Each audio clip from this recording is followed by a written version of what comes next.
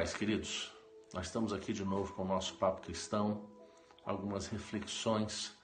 Eu sou o pastor Eliezer, pastor da Igreja Vida Cristã de Caçapava, e nós temos esse canal para a gente pensar um pouco as Escrituras, contextualizar as verdades eternas da palavra ao momento em que nós estamos vivendo, para que a gente possa viver e aplicar essas verdades à nossa vida, tanto no nosso pensamento quanto na nossa prática, tá certo?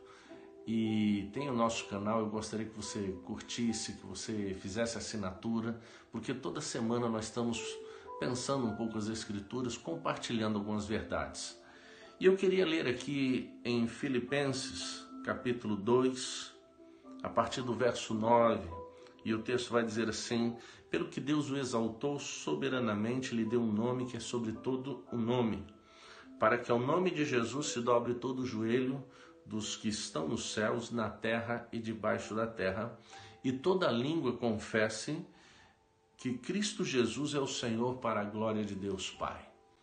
Quando Paulo escreve essa carta, ele está preso e ele está dando algumas recomendações para a igreja de Filipos, e um pouco antes, se você for ler o contexto, ele está falando que Jesus se esvaziou, se fez carne, e é interessante você pensar que Deus o exalta. Quando Paulo está dizendo aqui que Deus o exaltou, Paulo ele está sempre nas suas cartas enaltecendo, engrandecendo, exaltando, declarando a suficiência dele, a eficiência dele, a plenitude dele. Paulo aos Romanos vai dizer: porque dele, por ele, para ele são todas as coisas. Parece que Deus está o tempo todo querendo que eu e você venhamos a entender uma coisa: Jesus Cristo é para ser exaltado. Afinal das contas, ele morreu na cruz. Quando ele se despiu, quando ele se esvaziou, como Paulo diz aos Filipenses, ele se fez carne e habitou entre nós. Na ceia, ele até se agacha, vai lavar os pés dos discípulos. E eu sempre pensei nisso: se o rei se abaixou, que lugar é o nosso? Não é verdade?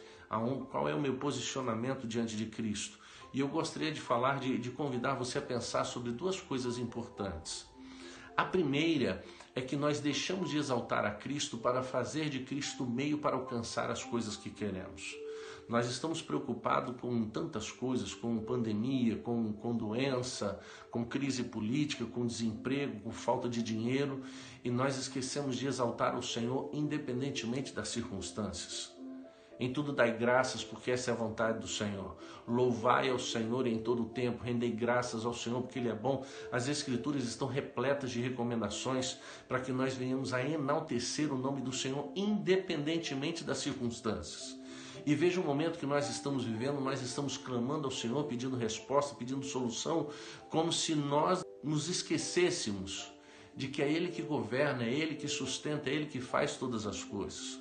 Buscai primeiro o reino de Deus e a sua justiça, e todas as demais coisas vos serão acrescentadas.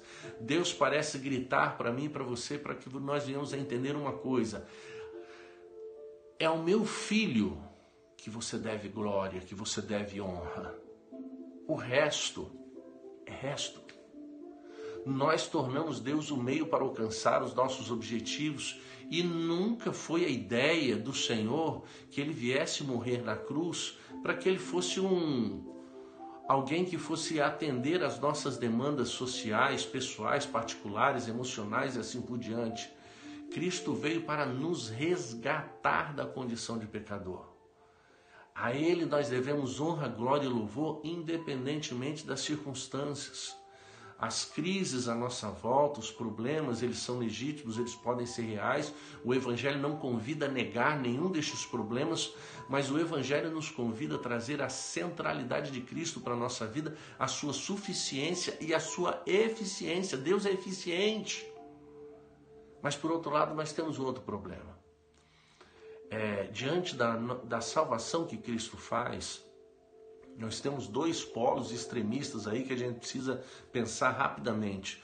O primeiro é de que eu sou santo e está tudo certo, Deus anda comigo. O segundo é que eu não mereço nada. Os dois focos estão errados, porque nós devemos olhar para Cristo. É para Ele o nosso olhar.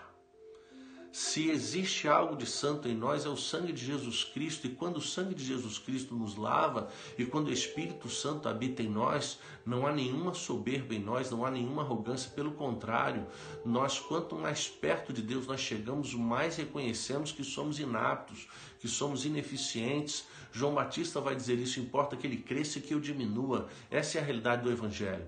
Por outro lado, quando você começa a dizer que você é um pecador, que você não merece, que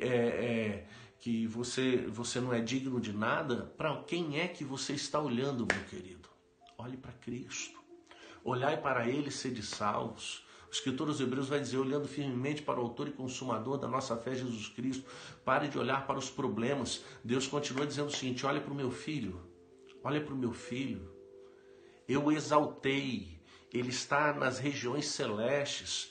Ele é digno de honra, de glória, de louvor. Ele morreu na cruz, agora eu o exaltei, eu coloquei no trono, ele está sentado junto comigo. É para ele que nós devemos voltar o nosso olhar e descansar nele. Porque o crente, meu querido, se ele está em Cristo, seja para viver, seja para morrer, ele está em Cristo. Se é para viver, ele será guardado. Se é para morrer, ele vai estar no céu. Nós precisamos nos aquietar no Deus que já morreu por nós. E se você ainda não encontrou esse Cristo, se volte para Ele. Ele é a nossa esperança, é o nosso refúgio, a nossa fortaleza, o nosso escudo, a nossa segurança. Ele é o nosso abrigo. Nós devemos nos esconder debaixo das suas asas. É isso que o salmista vai dizer: 1000 cairão ao teu lado, 10.000 à tua direita, mas você não será atingido, porque nós estamos em Deus. E por que é que estamos tão preocupados? O apóstolo Pedro vai dizer: lançai sobre ele todas as vossas ansiedades, porque ele tem cuidado de vós. Olha para Jesus, querido. Ele é suficiente. Ele é tudo que nós precisamos, seja para viver, seja para morrer. Seja para ter saúde, seja para estar enfermo. Seja para ter dinheiro, seja para passar dificuldade. Com tudo isso, o Senhor cuida de nós. Elias foi sustentado por corvo. Deus vai cuidar de você. Olhe para Cristo. Os problemas você apresenta para Ele, mas busque ao Senhor enquanto se pode achar. Um grande abraço, queridos. Que Deus os abençoe. Até a próxima.